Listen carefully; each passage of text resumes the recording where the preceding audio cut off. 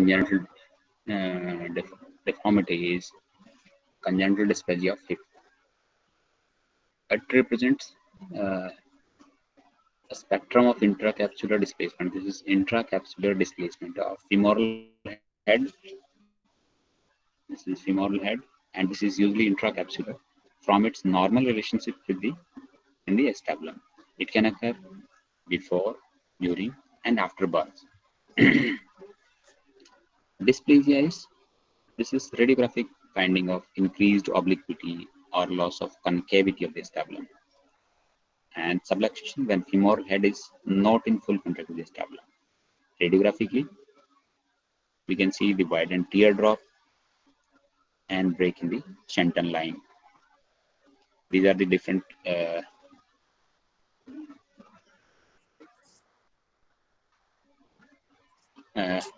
head distance, reduced center edge angle, and break in the Shenton line. These are the different findings which are there in the subluxation. Now, what is dislocation? It specifies that femoral head is not in contact with the acetabulum. We all know both subluxated and dislocated hip have dysplastic changes. In both the joint surfaces, they undergo dysplastic changes. And dysplasia is a direct result of abnormal forces across the direct result of abnormal forces. Forces they are not normal because the joint surfaces they are not in contact across the acetabulum. There can be primary dysplasia without instability. There can be instability that is totally dislocatable, subluxated, or dislocated. That the spectrum of condition previously was called as congenital dislocation of hip. Students, you mute yourself. So this is congenital dislocation of hip. Now we call it the developmental dysplasia of hip. Not always associated with dislocation, and it is not always congenital. And this term was given by Kletsik and indicated dynamic, potentially capable of getting better or worse as the child develops. What is normal growth and development of hip? Head of the femur and acetabulum develop from same mesenchymal cells as we go from the embryological aspect. And at 7th week of gestation, cleft develop, which defines the head and acetabulum. At 11th week, hip joint is fully developed. There is complete separation of the two things. And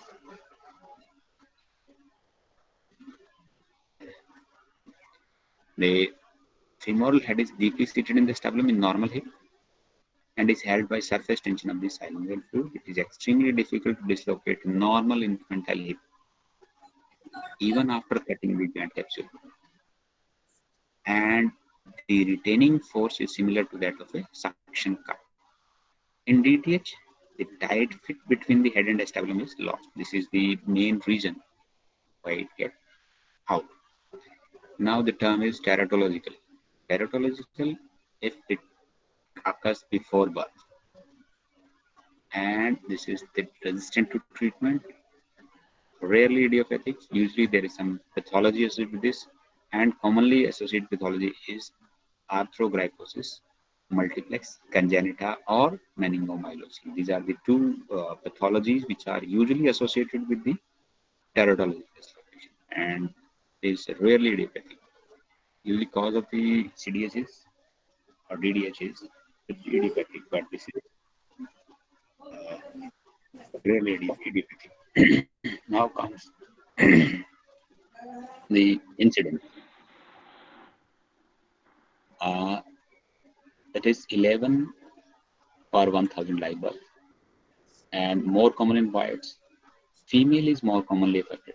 Female is more commonly affected in male, and it's more common in breech deliveries. In most of the cases, the 30% of cases are associated with breech delivery, and familial occurrence in 20% of cases. Commonly affect the first. Usually, first child, which is female and born in breech delivery, they have very high chances of getting this uh, very high chances of getting the CDH. And there is high incidence in high socioeconomic class. And associated factors, they are oligohydramnios, child is not able to position its uh, limb in the utero, and maternal hypertension. They are the high risk factors. There is strong association between DDH and other musculoskeletal abnormality, congenital diverticulitis, metatarsus adductus, extension contracture of the knee, which are associated with DDH. And among DDH, left side is most common, then bilateral, and then right along. This is the question asked in NEET, that what is the frequency of the sides, which size is much more common. This is the metatarsus adductus, which is associated with DDH. This is congenital torticollis. Congenital torticollis. What are the causes, etiology of this disease? 70% have positive family history, and joint laxity is of dominant inheritance. That is why the genetic cause. And acetabular inheritance is polygenic inheritance. One theory says, that is there is hormonal theory, that maternal hormone of estrogen and progesterone causes enough joint laxity, or relaxin hormone, which is there, which is produced in the just before the delivery, that also relaxes the ligaments of the body of the child. And mechanical theory is breech presentation and oligohydramnios. 16% of infants with DDH are born with breech presentation, and risk of DDH is 34% in identical twins.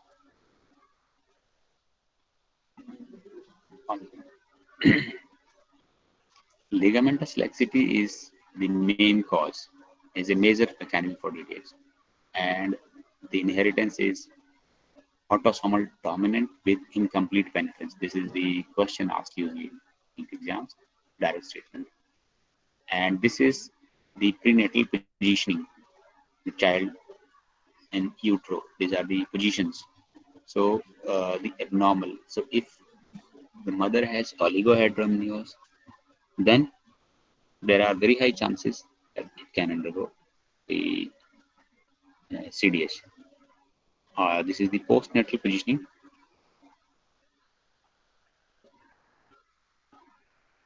Now coming on to embryology, as we already discussed, in 7th week there is interspace between the femur and acetabulum forming hip joint. At 9th week, ossification begins, and at 11th week there is complete formation of musculoskeletal structure, that is joint space completely formed, femoral head spherical, neck short, anteversion of 5 to 10 degree. And acetabulum is spherical, cartilage well differentiated, anteversion of 40 degree and inclination of 70 degree, and average. These are the parameters. You don't need to remember these parameters. They are rarely asked, but most important is the duration, when they are completely formed, and when the interspace between the point of the hip joint starts. At 20 weeks, at 20 weeks, completely differentiated active hip movement begins. This is again the question. And late gestation, femoral head grows more rapidly than acetabular cartilage. So at birth, femoral head is less than 50% covered. It is more grown. So at birth, acetabulum is shallow, and most legs, in order to maximize the hip range of motion, which facilitates the delivery process. This is the important factor which lead on to the DDH. DDH is the result of disruption of normal relationship between acetabulum and femoral head. Without adequate contact between them, neither develops normally. So most important for development is the contact between them. Therefore, first 6 weeks of an infant life are critical to healthy joint formation.